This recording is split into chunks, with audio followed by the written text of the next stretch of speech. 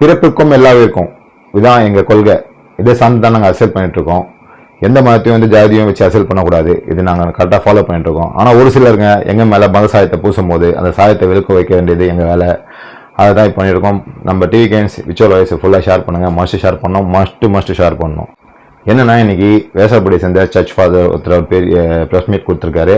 அது என்ன சொல்றாருன்னா, ஆர்எஸ்எஸ் சப்போர்ட்டிவ் இல்லாத எந்த மத சார்பும் இல்லாத கட்சி தான் ஓட்டு போடுவோம், விஜய் எப்படி கிடையாது, அவருக்கு நான் ஓட் பண்ண மாட்டேன் அப்படின்னு சொல்லிட்டு சொல்லியிருக்காரு. திமுக தான் அவங்க ஓட்டான். அவரு ஒரு சர்ச் ஃபாதர் சொல்றாரு, பெரம்பூர்ல வந்து அது மாதிரி விஷயத்த சொல்றாரு. சார், ஓட்டு போடுறது உங்க உரிமை சார், நீங்க யாருக்கு வேணா ஓட்டு போடுங்க. ஆனா திமுக மதசார்பற்ற கட்சி, டிவிக மத சார்ந்த கட்சின்னு ஒரு அரசியல் சாயத்தை பூசுறீங்க பாத்தீங்களா, அந்த சாயத்தை நாங்க வெளிக்க வைக்க வேண்டிய இடத்துல நாங்க இருக்கோம். விஷுவல் ஆடியன்ஸ் இதை மஸ்ட் ஷேர் பண்ணுங்க. டீடைலா இந்த வீடியோ கொஞ்சம் பாருங்க. மோடிஜி அவங்கள பத்தி சொல்லுங்க. வாழும் கடவுள்னு சொல்லலாம் அவரை. ஆமா, தலைமை பண்பை கற்றுக் கொடுத்தது, தலைமை பண்புகளை கற்றுக் கொடுத்தது ஆர்எஸ்எஸ் தான். அதன் பிறகு ஆர்எஸ்எஸ்னுடைய நகர இணை செயலாளர் பொறுப்பு வரை திறம்பட இந்த சமூகத்தை நான் வழிநடத்துறதுக்கு காரணம் அந்த ஆர்எஸ்எஸ் கொடுத்த பயிற்சி தான்.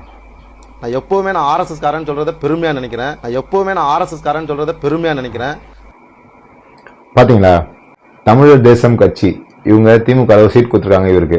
ஓகேவா, அவர் என்ன சொல்றாருன்னா, மோடியை தான் எனக்கு ரொம்ப பிடிக்கும், மோடியோட இதுதான் சப்போர்ட்டிவா, அவர் ரொம்ப பிடிச்ச மனுஷன், அவர் நான் ஆர்எஸ்எஸ் தான் ஒர்க் பண்ணிருக்கேன், ஆர்எஸ்எஸ் தான் எல்லாமே கத்து குடிச்சுன்னு சொல்றாங்க. அவங்களுக்கு டிஎம்கே சீட் கொடுக்குறாங்க. குலின் விஜய் இப்ப சொல்லிட்டு இருக்காரு இந்த சர்ச் ஃபாதர்.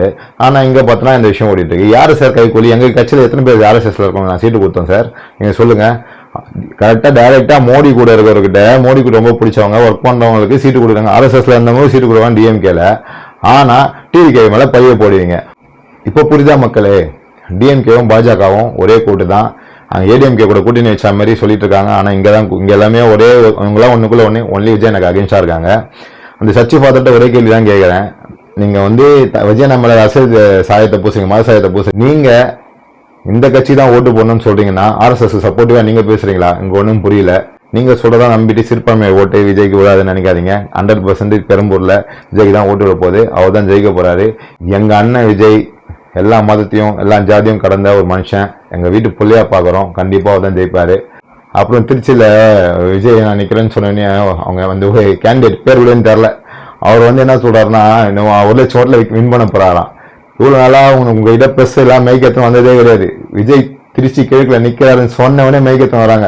எங்க அண்ணன் இன்னும் எதிர்க்கணும்னாதான் உனக்கே மரியாதைப்பா, தெரியுதா? அந்த மாதிரி ஆள் எங்க ஆளு. மைக்கில இருந்து எல்லாமே தேடி வரும் அதுக்கப்புறம். ஆனா ஓட்டு மட்டும் உனக்கு விழாது, அண்ணனுக்கு தான் விழும்.